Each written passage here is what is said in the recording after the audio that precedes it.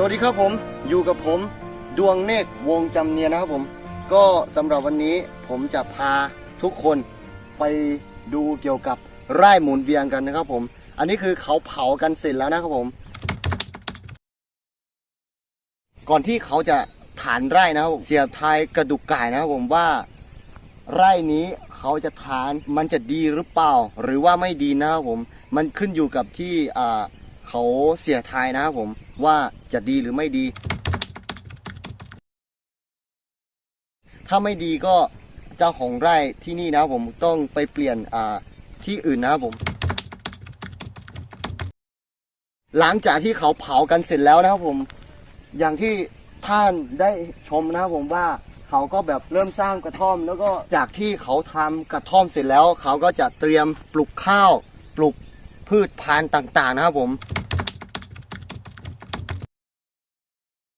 ที่อยากคอเลสเตอรอลเท่าไหร่เนี่ยหมอว่าเรื่องยาเมื่อว่าพื้นมาถ้าเขาเนี่ยมาเวกันสิเราก็เลยโจเลยบ้ามาใจยินเนาะแต่มาถ้าเอาลิข้าเขาทุนน้ำเมียแต่กูบ้าขัดเองเนาะอันนี้ดูมูเกลือมูเกลือที่เด็กเขาก็จะดักผมชื่อชานนท์นะครับอุดมรักพันพงศ์มาจากเมฆบุรีนะครับอาชีพหลักของผมก็คือทำไร่หมุนเวียนครับความสำคัญของไร่หมุนเวียนก็คือไร่หมุนเวียนเนี่ยเป็นที่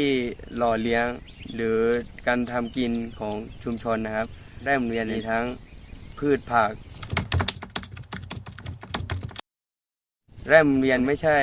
การทำลายป่านะครับไร่หมุนเวียนคือไม่ใช่ไร่เลื่อนลอยนะครับไร่หมุนเวียนนี่คือจะทำเป็นแบบใช้เป็นแปลงรวมนะครับไม่ใช่ทำเป็นแต่ละปีอยู่แต่ละปีนะครับไร่หมุนเวียนของแม่ปอคีนี่จะหมุนเวียน5 ปีครับถ้าไม่มีไร่หมุนเวียนนี่คือชุมชนไม่สามารถดำรงชีวิตต่อไปได้นะครับเพราะไร่หมุนเวียนเปรียบเสมือนที่หล่อเลี้ยงทำกินของชุมชนหรือชาวบ้านครับสวัสดีครับผมปราโมชนะครับเรียนจอมทองอยู่บ้านแม่ปอคีนะครับที่ไม่ทำอาชีพอย่างอื่นเพราะว่าพื้นที่ตรงนี้มาอยู่ในพื้นที่ต้นน้ำเนาะถ้าเราเปลี่ยนมาเป็นข้าวโพดเนี่ยคือเราต้องใช้สารเคมีพอใช้สารเคมีปุ๊บเนี่ยมันก็จะไหลลงสู่แม่น้ำมันจะกระทบกับคนที่อยู่ปลายน้ำที่จะต้องใช้น้ำในการบริโภคอะไรต่างๆเนี่ยมันก็จะระบาดแล้วมันก็สารเคมีมันก็จะทำร้ายตัวเราเองด้วยถ้าเราสูดดมเข้าไปเรื่อยๆส่วนไร่หมุนเวียนเนี่ยคือหลังจากที่เราทำตรงนี้เสร็จปุ๊บเนี่ยคือเราก็จะปล่อยให้มันพักฟื้น5 ปีมองจากวิวข้างหลังนี้เห็นได้ชัดเจนว่ามันมีการบริหารจัดการอย่างดีว่าแนวเขตต้นไหนถึงต้นไหนที่พื้นที่ทางชุมชนต้นไหนพื้นที่ป่าที่เราไม่ทำกินเราไม่ตัดเข้าไปทำไร่หมุนเวียนเนี่ยอยู่ต้นไหนที่เราอนุรักษ์ไว้หรือว่าเรารักษาให้เป็นป่าที่แบบสมบูรณ์กับพื้นที่ต้นไหนที่เราจะทำกิน